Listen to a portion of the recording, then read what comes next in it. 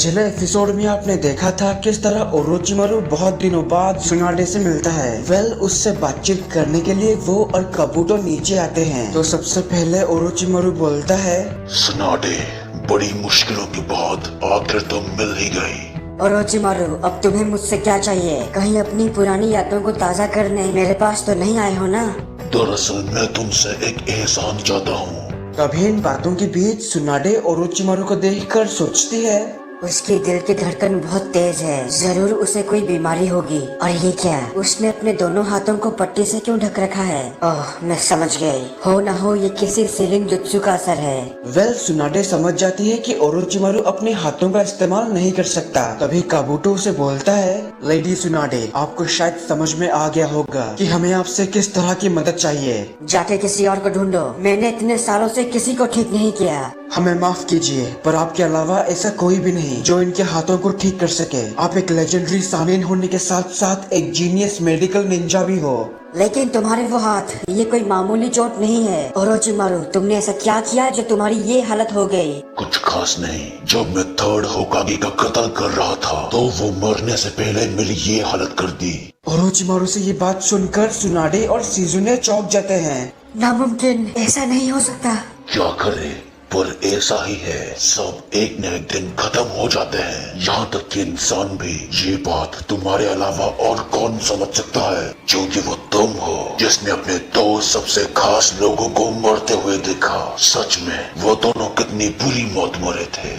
Orochimaru की बात अभी खत्म ही नहीं हुई थी, तभी अचानक से शिजुने उस पर सेनबोन से हमला करती है। वैसे सेनबोन तो आपको याद ही होगा ना, मैंने बताया था अपने इस पुराने वीडियो में, लंबी नोकीली सुई। तो वो जब उस पर हमला करता है, काबूटो ओरोचिमारू के सामने आकर उसके सारे सेनबोन को अपनी कुनाई से रोक देता है। लेकिन वो देखता है कि शिजुने के सेनबोन में पॉइजन लगे हुए हैं। तब वो फिर से काबूटो पर तेजी से हमला करती है, और सुनाडे शिजुने को रुकने के लिए बोलती है, इसीलिए वो वहीं पर रुक जाती है। तब सुनाडे अपने चेहरे पर एक नकली मुस्कुराहट लाके बोलती है, ओरोचिमारू, तुम कभी नहीं बदलोगे, लेकिन तुम शायद भूल चुके हो मैं किस तरह की लड़की हूँ। मुझे गुस्सा मत दिलाओ और चले जाओ यहाँ से, नहीं तो फिर। वो इतना बोलकर अपने एक ही हाथ से उसके पीछे वाले दीवार को एक ही मुक्के से तोड़ देती है, और ये देखकर काबूटो चौंक जाता है। फिर वो उसे बोलता है, हम यहाँ लड़ने नहीं बल्कि बातचीत करने आए हैं। मैंने तुम लोगों को एक बार कह दिया, चले जाओ यहाँ से। और मुझे लगता है ये नामुमकिन है। कहा ना जाओ यहाँ से। देखिए, सिर्फ आप ही लॉर्ड ओरोचिमारू के हाथों को ठीक कर सकते हैं। लगता है बिना मार खाए तुम दोनों यहाँ से नहीं जाओगे। हम आपको एहसान करने के लिए नहीं कह रहे हैं, चाहो तो हम सौदा कर सकते हैं। मैं सिर्फ 5 तक गिनूंगी, अगर तब तक तुम नहीं गए तो मुझे जबरदस्ती करनी होगी। उसी वक्त ओरोचिमारू बोलता है, मैं तुम्हारे भाई और तुम्हारे होने वाले पति को वापस पहले की तरह जिंदा कर दूंगा। ओरोचिमारू से ये बात सुनकर वो हैरान हो जाती है।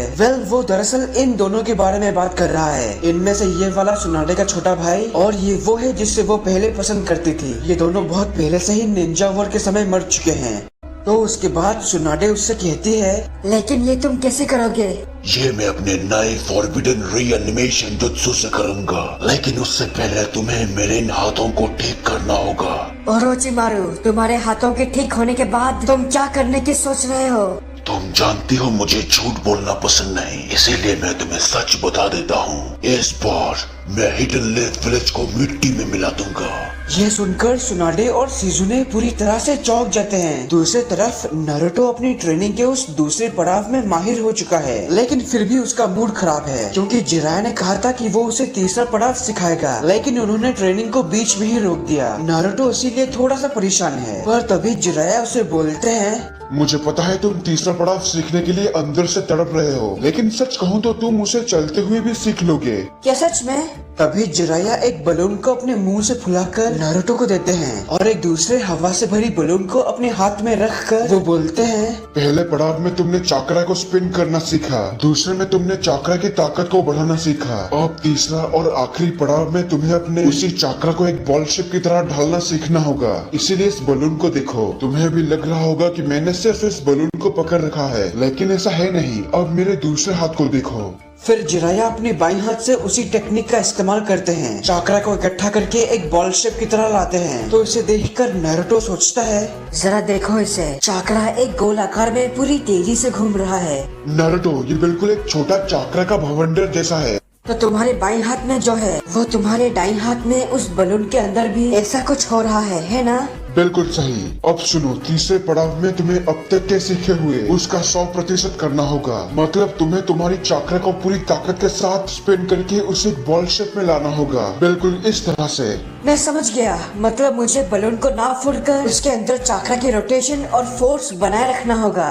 तो आखिर तुमने समझ लिया। पता है, अगर तुम इस ए रैंक जुत्सु में माहिर हो जाओगे तो क्या होगा। चलो आओ, मैं तुम्हें एक चीज दिखाता हूँ। जिराया उस जुत्सु की ताकत को एक पेड़ पर आजमाते हैं और इस पेड़ का ऐसा हश्र देखकर नारुतो पूरी तरह से हैरान हो जाता है। तो उसके बाद वो एक बलून को हाथ में रख के अपने दूसरे हाथ से चाकरा को इकट्ठा करके उसे बनाए रखने की कोशिश करता है, लेकिन वो बलून फट जाता है। वेल, जैसा जिराया ने कहा था कि इस पड़ाव को चलते हुए भी सीखा जा सकता है। वो दोनों वापस विलेज के अंदर जाते हैं, जहाँ एक तरफ जिराया सुनाडे की फोटो दिखा के उसे ढूंढने में लगे हैं, तो दूसरी ओर नारुतो बलून को ना फोड़े उसके अंदर चाकरा को स्पिन करके उसे बनाए रखने की कोशिश करता है। लेकिन ये करने के चक्कर में वो हमेशा बार बार बलून को फोड़ देता है। फाइनली सुनाडे के बारे में पूछताछ करने जिराया एक जुए के अड्डे में जाते हैं। तो उस जगह का मालिक बोलता है कि वो सुनाडे को जानता है, लेकिन वो अभी कहाँ है। ये बात बताने के लिए जिराया उस आदमी को पहले जुए में हराना होगा, नहीं तो वो उसकी जानकारी कभी नहीं देगा।